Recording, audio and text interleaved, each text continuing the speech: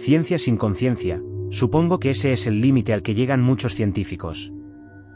Después, de ellos dependen si traspasar esa frontera o no, aunque puedo decirles que cuando llega el momento, todos lo hacen, tentados por el poder que otorga jugar a ser Dios. Yo no fui una excepción. Llevo mucho tiempo estudiando el cerebro y todos sus secretos. El proyecto unipersonal al que había dedicado la mayor parte de mi carrera profesional, llamado Conciencia, era el resultado del esfuerzo de más de 10 años de investigación. Más fallos que aciertos y muchas frustraciones que solo la perseverancia consiguió superar, dieron finalmente sus frutos. Los resultados en ratones habían sido un éxito, pero del todo insuficientes en cuanto a los objetivos finales del experimento. Habíamos logrado incrementar la inteligencia de estos animales en más de un 25%. Los ratones eran capaces de resolver puzzles sencillos y otras tareas que requerían de unas habilidades mentales mayores más propias de los simios. Pero el proyecto era mucho más ambicioso y el fin último era incrementar en un 200% la inteligencia de los roedores. El suero AML era, a grandes rasgos, el responsable de estimular el hipotálamo y hemisferios cerebrales gracias a la eficacia total de la red neuronal. Sin embargo, nos dimos cuenta que una vez inoculado el suero, a los pocos días, el animal entraba en un extraño estado epiléptico y moría en terribles espasmos. Los estudios llegaron a la conclusión que el animal receptor era no apto, siendo incapaz de soportar toda la carga y los cambios físicos cerebrales que el suero producía. Después de mucho deliberar, optamos por experimentar con un animal más grande y mucho más inteligente. Los candidatos receptores eran numerosos, pero el gato fue el primero en el escalafón, dejando como opción posterior, si el experimento salía mal, a los perros. Concretamente a los de la raza Border Collie. Para el experimento, escogimos un gato callejero, rescatado de la calle y que llevaba varios años esperando a ser adoptado en un refugio de animales. El gato, llamado Mike, era casi la mascota del refugio de animales St. George. Y los regentes del establecimiento no tenían puestas muchas esperanzas en él, pensando que moriría de viejo allí. Como tantos otros. Pues ya se sabe que es más difícil adoptar mascotas cuando tienen cierta edad a cuando son pequeñas. El animal en cuestión era un gato atigrado gris, de aspecto corriente que no destacaba por una belleza en particular. El animal era dócil y aún joven, pues no superaba los 5 años, y estaba acostumbrado a la compañía de las personas. Yo mismo fui a adoptarlo. Obviamente me negué a declarar el porqué de la adopción, ya que seguramente, de haber sabido mis verdaderos propósitos, se hubieran negado. Y mis palabras ante la evidente pregunta de los regentes no fue otra que, es un regalo. Un regalo para la ciencia, pensé. Sí, sé lo que están pensando, conozco la opinión de la gente cuando se habla de la experimentación con animales. Muchos mueren en pos de la ciencia, aunque siempre con el objetivo de tener un beneficio detrás, tanto económico como científico. También digo, que se experimenta en muchas ocasiones de manera gratuita, infringiendo sufrimiento innecesario al animal, solo para observar, casi de manera morbosa, detalles insignificantes relativos a la experimentación. Afortunadamente para Mac, yo y mi equipo no éramos de esa clase de científicos. El objetivo de nuestro experimento y del suero AML era aumentar la inteligencia animal hasta el límite, con el objetivo final de crear una conciencia animal capaz de interactuar con la nuestra. Ciertamente sería justo admitir que si todo salía bien, nuestro experimento marcaría un antes y un después en la ciencia como nunca se había conocido, porque por primera vez podríamos saber qué piensa un animal, y la comunicación interactiva entre humanos y animales sería una realidad. Efectivamente, Mike era un gato tranquilo y sociable, absolutamente normal en cuanto a otros gatos y tenía el comportamiento que se esperaba de este animal. Vivía en una pequeña sala del laboratorio, donde la habíamos adaptado para que se sintiera igual que en su antiguo hogar. No pareció extrañar a sus anteriores propietarios, pero a veces nos daba la sensación de que estaba triste, allí solo, sin más compañía que sus juguetes y un ficus. Lo único junto a él que había con vida en aquella habitación. Decidí ante este panorama, llevármelo a mi casa pensando que allí estaría más feliz, ya que tenía un pequeño jardín por donde podría moverse y estar en contacto con la naturaleza y el aire libre. Al principio solo fueron unos días, pero después acordé junto a mis compañeros de laboratorio tenerlo de manera permanente para solo llevarlo de nuevo al laboratorio cuando tuviéramos que realizar los experimentos.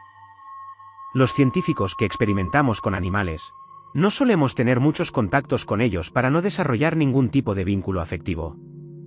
Pues eso nos ayuda a ser más imparciales y eficientes en nuestro trabajo. Sabemos además, por desgracia, que nuestra colaboración con ellos no suele durar mucho tiempo. Tal y como podíamos comprobar con los pequeños ratones y cobayas que habían dado su vida en pos de la ciencia. No obstante, debo decir que con Mike fue todo distinto. Yo nunca había tenido un gato, aunque estos animales me gustaban, ya que muchos de mis amigos los tenían y solía acariciarlos y dejar que se acercaran a mí cuando iba a sus casas. Mike era un animal muy dócil para ser un gato, tranquilo y extremadamente cariñoso, y muchas veces prefería estar conmigo viendo la televisión subido en mis rodillas, a estar en el jardín enredando con sus juguetes o intentando cazar a algún incauto ratoncillo. Me miraba con curiosidad, con sus ojos verdes, grandes y redondos fijos en mí, como si intentara adivinar mis pensamientos hacia él, pensamientos que probablemente no serían de su agrado. El proyecto Conciencia tenía sus riesgos evidentes. Y no eran pocos los colegas que me afirmaban que Mike no iba a sobrevivir al suero AML, corriendo la misma suerte que los desdichados ratones.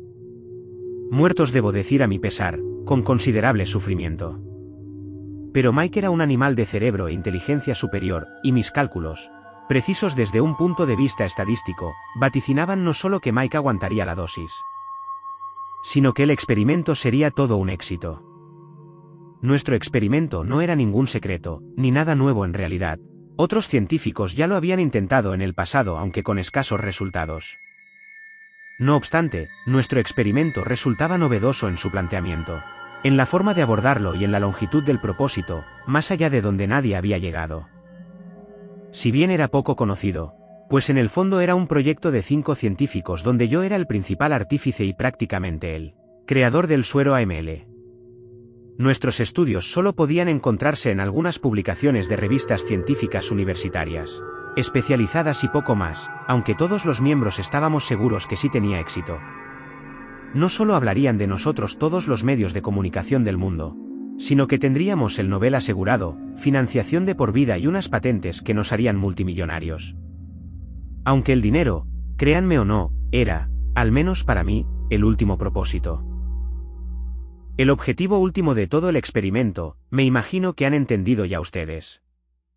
Era la interacción humana-animal a un nivel cognitivo donde la comunicación de ambas partes sería totalmente comprensiva. Por lo tanto, por primera vez en la historia podríamos saber qué piensan los animales, dándonos una información que iba más allá de los instintos que mueven su limitada inteligencia y cambiando la percepción del mundo que nosotros, los humanos, teníamos con ellos.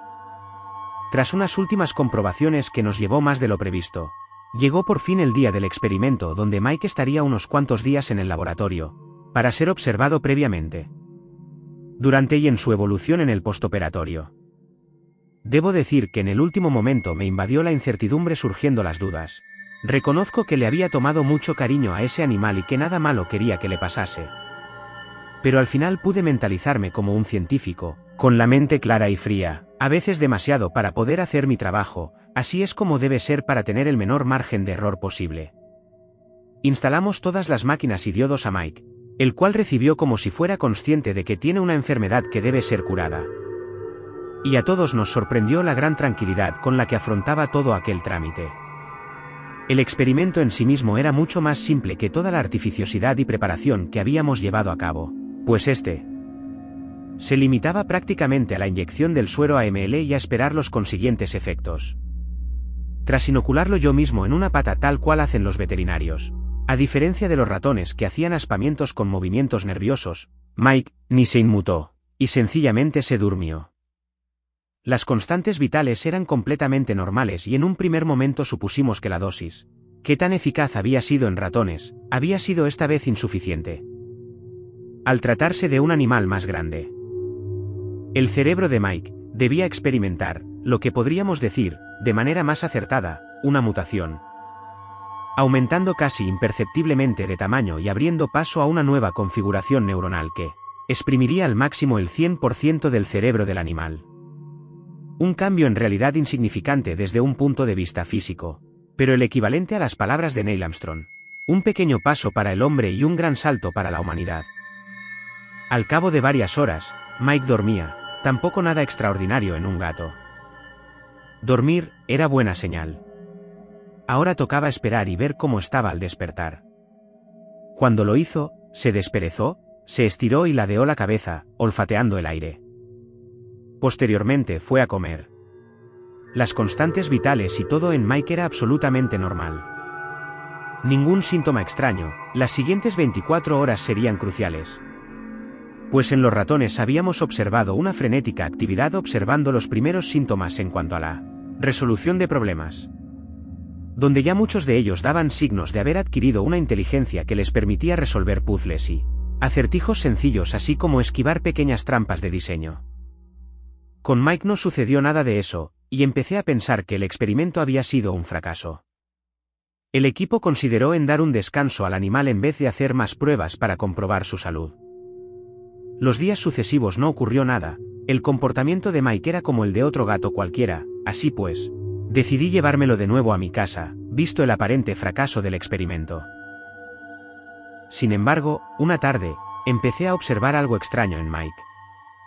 Era media tarde y estaba dictaminando un nuevo protocolo de actuación para buscar un nuevo animal receptor, para la siguiente prueba, donde algunos de mis compañeros sugerían un animal más pequeño como conejos, para compensar la dosis.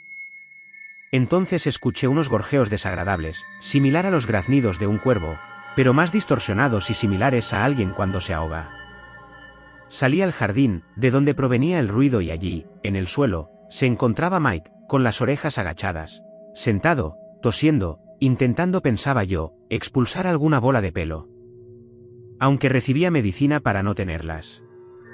Tosía con fuerza, pero no lograba expulsar nada. Posteriormente se le fue pasando aunque las torsiones nerviosas con su cabeza me parecieron anormales.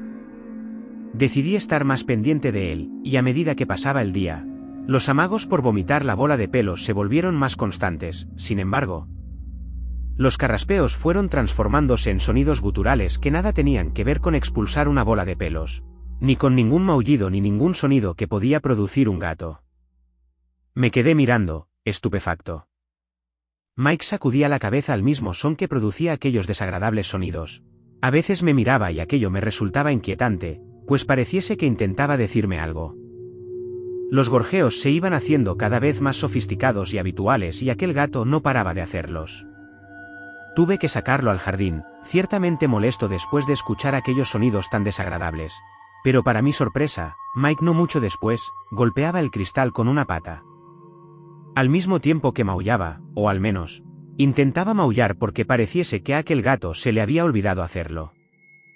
En su lugar emitía unos sonidos guturales que resultaban perturbadores y que se iban tornando cada vez más finos y pude comprobar, con una mezcla de horror, sorpresa y estupor cómo aquellos sonidos se iban haciendo cada vez más identificables. Retrocedí espantado, rompiendo un jarrón que había en una pequeña mesita, que casi me hizo trastabillar y caer, cuando guturalmente, pero de manera comprensible, pude escuchar de la boca de Mike: agua. Mike se acercó a mí y yo no sabía muy bien qué hacer, si salir corriendo o apartar de mi vista a aquel animal. Mike volvió a repetir: agua. El sonido que producía no se parecía a ningún loro ni ninguna otra ave parlante, ni tampoco a los perros que con gran dificultad son enseñados por sus dueños a pronunciar alguna palabra que otra para sorprender a propios y extraños. Los sonidos de Mike, su voz, sonaba muy similar a las primeras palabras que producen los niños pero con un tono más ahogado y realmente poco agraciado. Entonces me acordé del experimento, sin duda eran los efectos producidos por el suero AML. Debían de serlo, porque Mike había conseguido pronunciar una palabra lo suficientemente inteligible como para poder ser entendida. Fui a la cocina y le traje un plato de agua que bebió con avidez en rápidos y consecutivos lamidos. Se relamió los bigotes y después pronunció otra palabra: gracias. Empecé a temblar, y sonreí muy asustado. No me atrevía a acariciarlo, que es algo que solía hacer cuando le daba de comer o beber. Después volvió al jardín y allí permaneció tumbado al sol, profundamente dormido al poco rato. Llamé inmediatamente al laboratorio explicando a mis colegas lo sucedido, muy excitado. Y sin dar muchas más explicaciones, finalmente añadí, tenéis que ver esto. Totalmente escépticos. La estupefacción de sus caras cuando por sí mismos llegaron a mi casa, y pudieron ver al gato Mike pedir el agua y dar las gracias, fue mayúscula. ¿Cómo era posible? ¿Cómo lo hace? Preguntó uno de mis colegas, anonadado al intentar comprender cómo era capaz de pronunciar una palabra en nuestro idioma tras mi negativa, al comentarle que yo no le había enseñado esa palabra ni ninguna otra. El gato sabía pedir agua, en nuestro idioma, en un gorjeo que entiendo que debía ser difícil para el animal, al carecer de cuerdas vocales pero perfectamente comprensible. No teníamos ni idea de cómo lo había aprendido, pero lo sabía. Supusimos que debía haberlo escuchado de alguien y que sencillamente imitaba el comportamiento y sonido de las palabras, pero era obvio que Mike sabía qué querían decir. Llegamos a la conclusión de que Mike podía aprender igual que lo hacen los loros y otras aves inteligentes. Por lo tanto decidimos llevarlo de nuevo al laboratorio y enseñarle nuevas palabras a ver hasta cuánto podía asimilar. 3 meses después, lo que logramos con Mike superó de lleno nuestras expectativas. No solamente Mike aprendía, sino que cada vez lo hacía más rápido a un nivel que superaba a los chimpancés. Para poder entenderle mejor, Mike fue operado de sus cuerdas vocales, todo lo que podía permitirse en este animal para asemejarlas todo lo posible a las de un ser humano. A decir verdad, muy poco. En una operación similar a las que se hacen en humanos para aquellos que han perdido la voz. Junto a la operación, le conectamos un collar de alta tecnología, un fonor que en realidad era un reconocedor de voz, que a la vez que ayudaba a identificar las voces, las reproducía. Los resultados fueron increíbles. No solo ahora podíamos entender las palabras de Mike mucho mejor, sino que podíamos llegar a tener breves conversaciones que ahora podíamos tener con él, ahora mucho más fluidas. Mike manejaba un vocabulario similar al de un niño de 10 años con una inteligencia similar, pero lo que lo hacía diferente era la velocidad con la que aprendía. Absorbía todo lo que le enseñaban como si su cerebro fuera una esponja. Como mucho 3 repeticiones bastaban para aprender una palabra o una orden que no olvidaba jamás. Nuestra comunicación con él era similar a la de un extranjero que intenta hablar con nosotros en un nivel léxico de principiante. Era sorprendente, y no dábamos crédito del éxito del experimento, pues era evidente que el suero AML había funcionado a la perfección. En el 5.º mes, la interacción entre Mike y nosotros era totalmente inmersiva. Era alucinante afirmar que sencillamente podíamos hablar con un gato. Su inteligencia no paraba de incrementarse y estimamos que su coeficiente intelectual era similar al de un adolescente de 13 años. Incluso había aprendido a pronunciar palabras en otros idiomas. Sin embargo, aún no había conseguido desligarse de sus instintos felinos y Mike en definitiva no dejaba de ser un gato. Eso sí, un gato que había aprendido muchas cosas y comportamientos inteligentes. Progresivamente los cambios seguían produciéndose. Llegó un punto en el que Mike apenas maullaba hasta que definitivamente dejó de hacerlo para comunicarse solo con palabras, siendo ya capaz de articular frases largas con total coherencia. Mike aprendía sin parar, volviéndose cada vez más inteligente, siendo cada vez, por decirlo de alguna manera, menos gato y más humano. Por nuestra parte, nosotros también aprendíamos de él. Por fin aprendíamos y sabíamos cómo era realmente una comunicación interactiva entre nosotros y un animal. Era fantástico. Era fantástico poder saber en qué piensa un animal y en las posibilidades que podríamos tener aplicando el suero AML en otros animales. Los resultados exitosos y sin precedentes del experimento nos llenó de euforia y fantaseamos con salir en portada en la revista National Geographic y con el premio Nobel en la mano. Nuestro hallazgo dejaría a la clonación de la oveja Dolly a la altura de un juego de niños. No obstante, uno de nuestros científicos, Robert, el más veterano, no se mostraba tan contento y miraba equidistante, sentado, con el puño en la barbilla en una pose de preocupación. Alegra esa cara. Pronto vas a salir en todas las revistas científicas, le dije para intentar animarle. Estoy preocupado, Alan, dijo sin apartar la mirada de la pared. ¿Preocupado? ¿Por qué? Hemos hecho el descubrimiento del siglo. El experimento no va a salir bien, señaló en un funesto presagio. ¿Cómo que no va a salir bien? ¿Qué estás diciendo? Explícate. Robert era un gran científico que no se equivocaba casi nunca. Sus palabras sonaron como un jarro de agua fría para mí, no solo por la negativa, sino por las posibilidades que tuviera en acertar. He estado pensando. Personalmente, no quiero lanzar vítores al aire hasta ver el final de todo esto. Mike no para de incrementar su inteligencia, cada vez es más listo. Cada vez comprende más, cada vez siente más, cada vez se parece más a un humano. Expresa deseos, tiene sentimientos y es capaz de imaginar. Ya no sé qué es, si te soy sincero, es como si fuera un humano encerrado en el cuerpo de un animal. Se parece más a una atracción de feria, es como una quimera. Ni siquiera sé si tenemos derecho a hacer esto. Me enfadé sobremanera con él.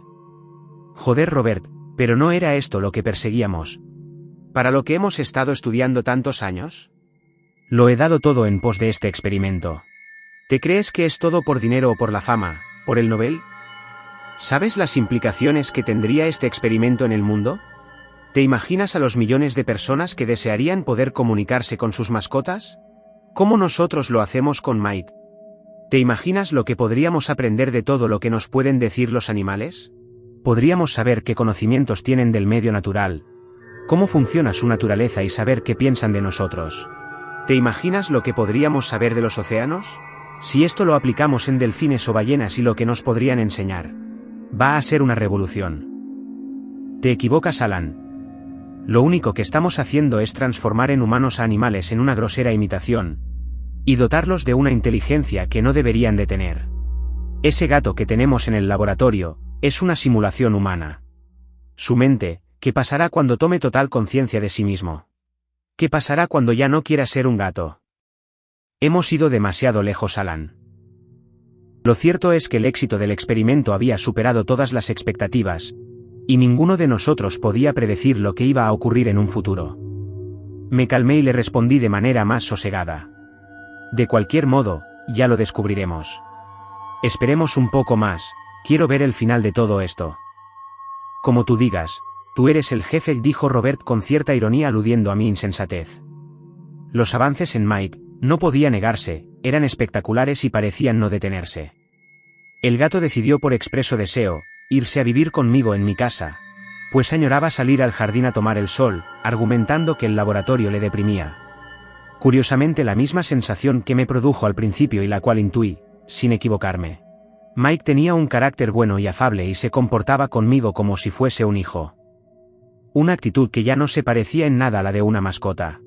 Se mostró entusiasmado en volver de nuevo a mi casa, de disfrutar del jardín, de tomar el sol.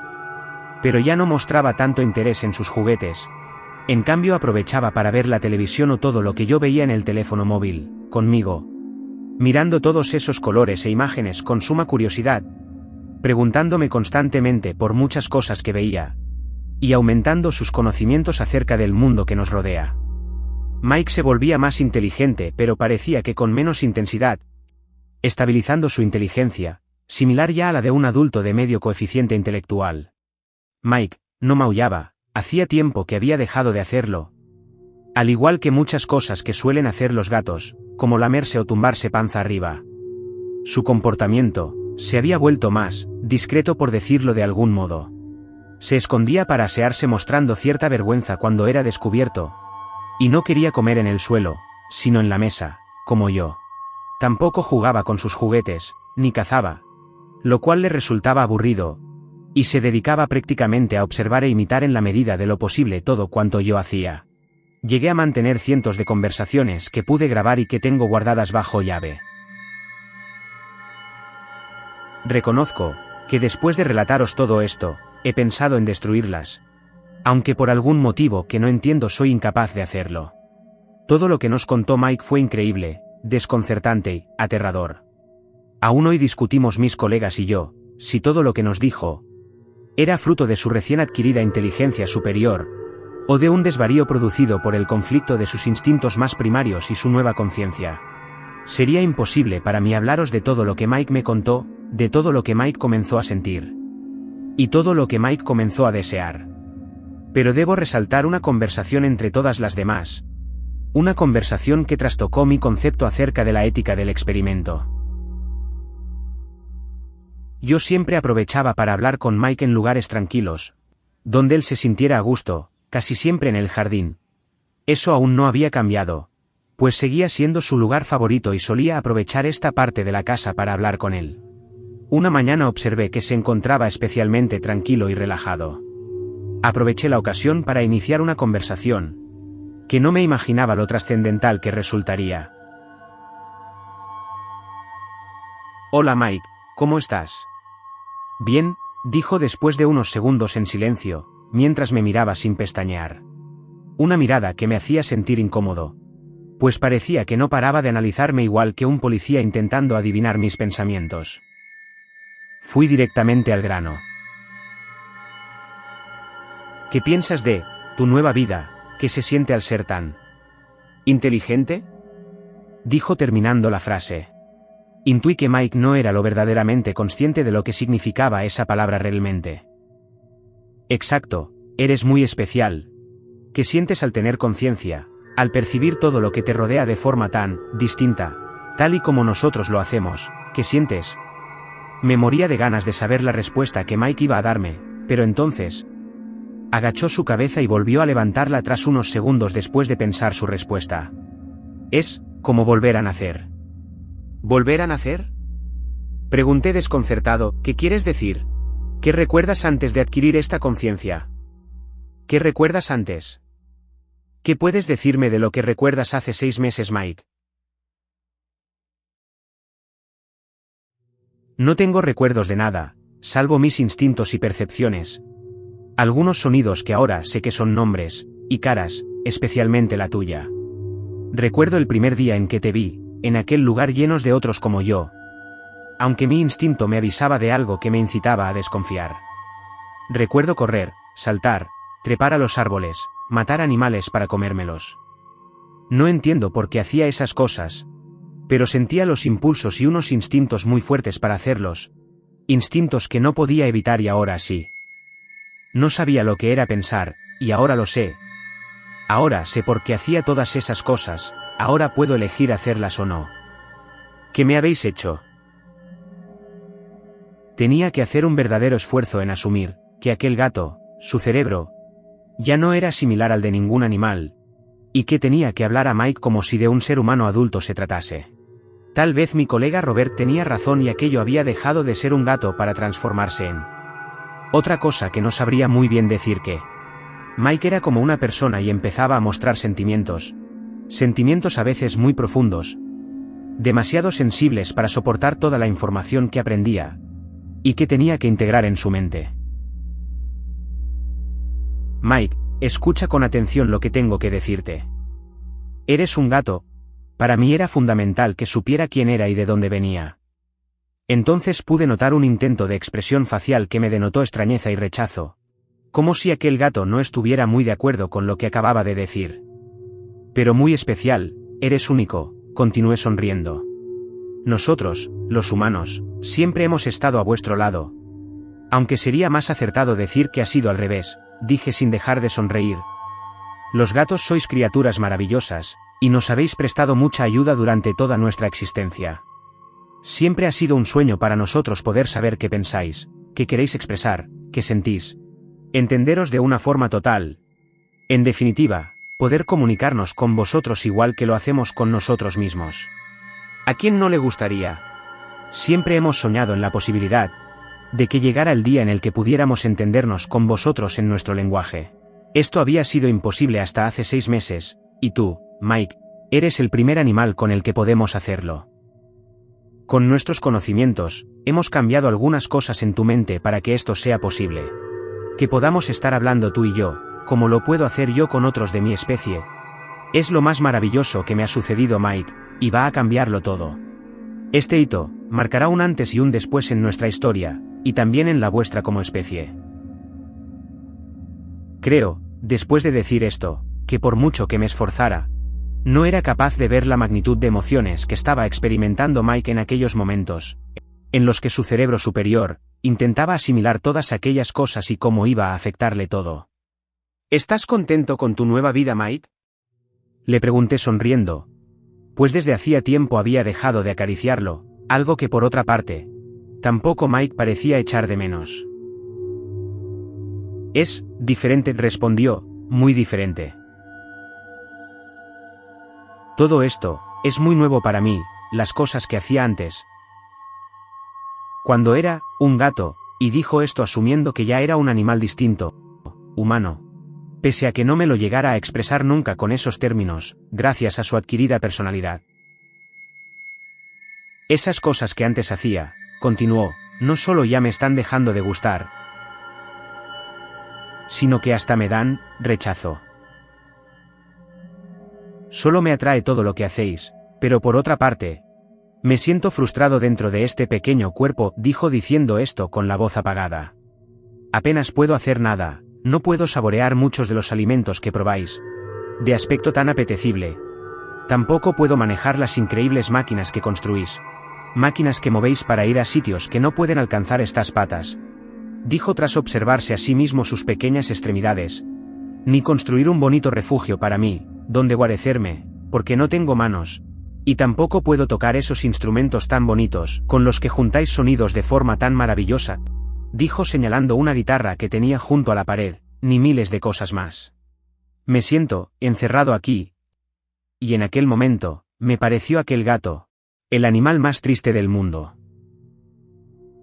Alan, me habéis enseñado muchas cosas, te doy las gracias por este nuevo mundo que me has mostrado. Supongo que eres lo más cercano a un padre que podría tener. Yo por desgracia no puedo enseñaros nada porque además, lo sabéis todo de mí y de los de mi raza. Mis enseñanzas no os sirven para nada, no os sirve para nada cazar ratones, maullar o saltar por los árboles, cosas además que ya no quiero hacer. Me miro en esa pared tan limpia que me refleja y llamáis espejo, me veo a mí mismo. Insignificante. No entiendo qué os fascina de nosotros ni de nuestra forma. Oh, no digas eso, Mike, en realidad nos has enseñado mucho, más de lo que podríamos imaginar y tal vez merecer, le dije sonriendo mientras le acariciaba, un gesto que me salió instintivamente y que Mike, esta vez no rechazó, sino que recibió cerrando los ojos, en una muestra que sin lugar a dudas denotaba ternura. En todo momento intentaba animarle, pero la conversación fue progresivamente adquiriendo matices muy pesimistas para Mike, conversaciones que intentaba mitigar con más optimismo en mis respuestas, pero lo más sorprendente fue su percepción de conceptos abstractos como la alegría o la muerte. Mike había aprendido mucho de conceptos abstractos, pero de manera muy superficial. No sabía qué era la alegría salvo un estado físico y mental más óptimo y despierto. Sin embargo, se mostró mucho más interesado en el concepto de la muerte. Un término que surgió por casualidad en el transcurso de la conversación. Término que Mike desconocía y del cual pensaba que ya había interiorizado a través de básicas nociones. Recuerdo mi aspecto cuando era más pequeño, pero ahora soy más grande. ¿Qué es lo que ocurre, Alan? Me preguntó con un tono ciertamente ingenuo e infantil. Creces, Mike, nacemos de otros como nosotros siendo muy pequeños. Nos desarrollamos y crecemos con el paso del tiempo y después envejecemos para finalmente morir. Es un proceso natural que nos ocurre a todos. ¿Morir? ¿Qué ocurre cuando morimos? ¿Por qué morimos? Preguntó con mucha curiosidad debido al vago conocimiento del concepto que tenía. Tuve que coger aire y pensar las palabras para las preguntas tan trascendentales que Mike formulaba. La muerte, Mike, es un misterio, igual que la vida. Es muy difícil para mí explicarte de manera detallada qué es la muerte. Todos envejecemos, con el paso del tiempo, muy lentamente, algunos animales, más rápido que otros. Nosotros, los humanos, vivimos una media de 80 años, pero a veces podemos llegar a los 100 e incluso más. ¿Y yo? Se apresuró a decir Mike con angustia. Vosotros los gatos. Intenté suavizar el tono y buscar las palabras adecuadas, nada fácil. Vosotros. Vuestro tiempo en este mundo es menor. Mike me miraba con sus grandes ojos verdes, muy abiertos esperando a que le diera una respuesta concreta. Unos 15 años, Mike, a veces más. El gato bajó la cabeza y añadió. ¿Eso? ¿Es mucho?, preguntó esperanzado. Sí, es mucho tiempo, mentí. Pues en realidad 15 años, y tal y como podía ser su percepción del tiempo y siendo consciente de que ya tenía casi 5 años, era breve. Mike entonces calculó que ya había recorrido un tercio de su vida. Oh, vaya. 5 años, aunque aún tengo mucho tiempo para estar contigo, pero, después de esos 15 años, ¿qué ocurre, Alan? Y este momento fue el más duro en la conversación, y me dio mucha pena por lo que Mike tenía que oír y que supondría un shock para él. Seguramente mayor que ninguno de los otros conceptos que había aprendido. Mike, intenta comprender esto que te voy a decir. Cuando envejecemos, perdemos facultades, nuestras habilidades disminuyen. Nos cuesta más movernos, nos cuesta más ver, nos cuesta más oír. Nuestros sentidos se reducen y nuestro aspecto físico se deteriora hasta que llega el momento de morir. Entonces, Mike, todos esos sentidos se apagan y desaparecen y ya no volvemos a percibir nada más. Nuestro cuerpo deja de vivir y al final también desaparece.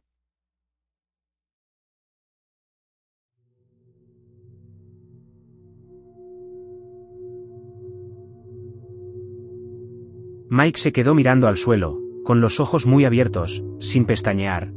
Como si mis palabras y mi presencia fueran un eco lejano. Permaneció inmóvil durante unos instantes, y después se estremeció con unos temblores que solo podían denostar miedo y angustia. ¿Quieres decir que dejaré de ver? ¿De oír? ¿De sentir? ¿De entender?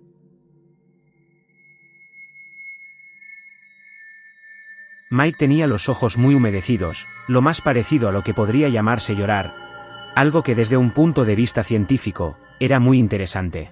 Un punto de vista científico que no tenía ganas de ver.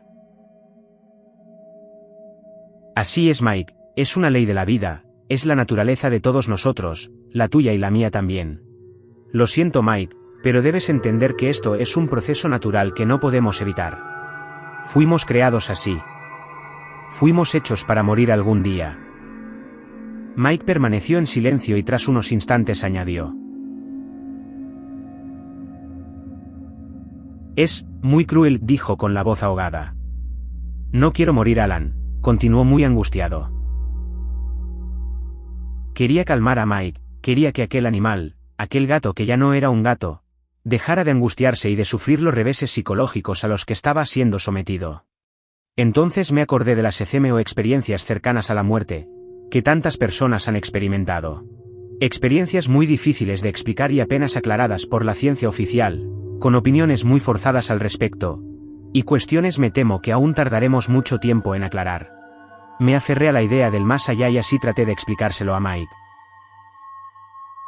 Mike, debes tener esperanza. En realidad, nadie sabe qué ocurre después de morir. Algunos de nosotros argumentan que, quizá haya algo más, y que nuestra conciencia, o el alma según algunos, persista después de morir, y de alguna forma continúas con vida, pero diferente a la que vemos. Poco más puedo decirte al respecto. Yo me aferro a esa idea, Mike, y me gustaría que tú también lo hicieras. Debes tener fe, debes creer que hay algo más, que cuando morimos no es el final. Aquella idea le tranquilizó. Mike levantó la cabeza y me miró fijamente con unos ojos que me parecían más humanos que de felino. Y dijo esperanzado. Ojalá tengas razón, yo también quiero creer. Aquel día, desvié la conversación hacia temas más mundanos y menos trascendentales, intentando evitar sacar a la luz temas que pudieran influir en el estado de ánimo de Mike. Las conversaciones con él eran interesantísimas, especialmente aquellas en las que hablábamos de conceptos filosóficos o abstractos. Mike entendía todo tan bien, razonaba con tanta claridad. Sin embargo, su estado de ánimo no mejoraba, y los arrebatos depresivos eran cada vez más palpables, siendo inútiles todas aquellas palabras de aliento que le insuflaba. Cuanto más inteligente y más conocimientos concentraba su mente, más pesimista se volvía y más triste era su personalidad.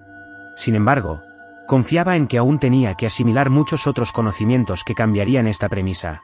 Algunos conocimientos y acciones humanas que estaba dispuesto a enseñarle, y por las que tanto interés tenía, y que seguramente contribuyeran a mejorar su estado de ánimo. Fue entonces cuando el giro en los acontecimientos ya no tuvo marcha atrás. Entré en casa y llamé a Mike para saludarlo. Tenía que hablar con él muy seriamente.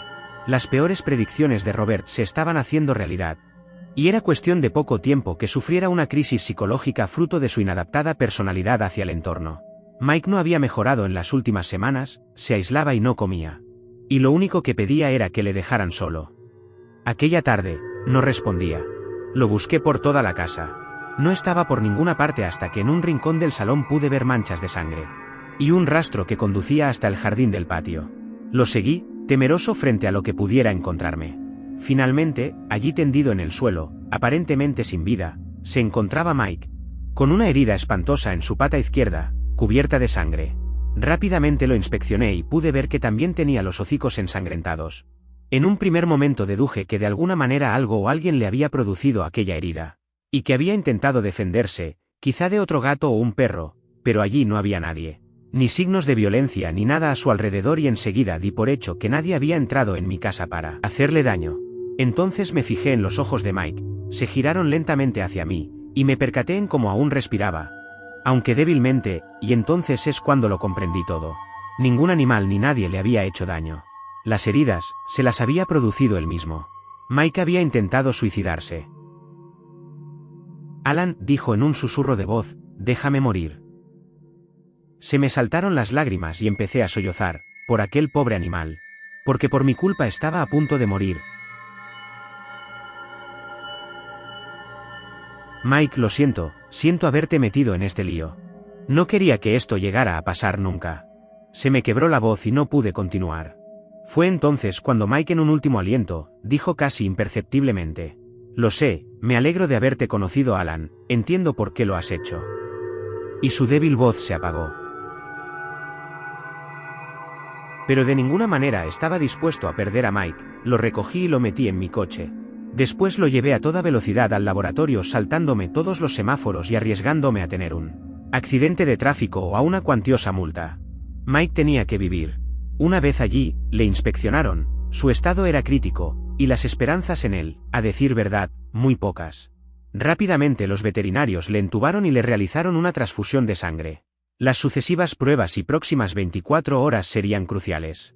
Al día siguiente tuvimos una reunión de urgencia entre todos los colegas participantes en el experimento en un despacho a puerta cerrada. Las discusiones acaloradas sobre el futuro de Mike, si sobrevivía, eran contrapuestas.